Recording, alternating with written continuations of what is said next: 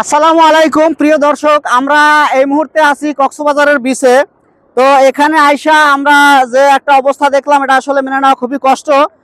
বিশেষ করে আপনাদের যদি দেখাই, এইটা একটা সামুদ্রিক কচ্ছপ। এই কচ্ছপটা ওজন হবে প্রায় 40 থেকে 50 কেজি। এই কচ্ছপটা এই মুহূর্তে আমরা দেখলাম যে কচ্ছপটা মারা গেছে।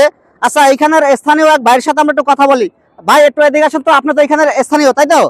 আচ্ছা, এই কচ্ছপটা কিভাবে মারা গেছে বা কেমনে মারা গেছে আপনি একটু বলেন তো। রাতকে আছে, সকালে আজ যেতে পারেনি, মারা গেছে। আচ্ছা, রাত্রে আইসা এখানে সকালে মারা গেছে। ও কি হাইটে হাইটে আছে নাকি পানির ভিতরে ছিল? পানির ভিতরে এখানে এখানে পানি ছিল তখন, তাই তো?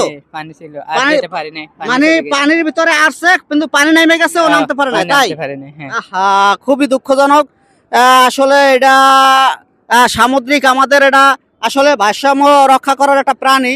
তো এই প্রাণীটার এই অবস্থা, এটা আসলে আমরা মানতে পারতেছি না। কারণ এগুলা কিন্তু আমাদের জলপ্রাণী। তো অবশ্যই এটার জন্য আমরা অনেক দুঃখ প্রকাশ করতেছি। ধন্যবাদ।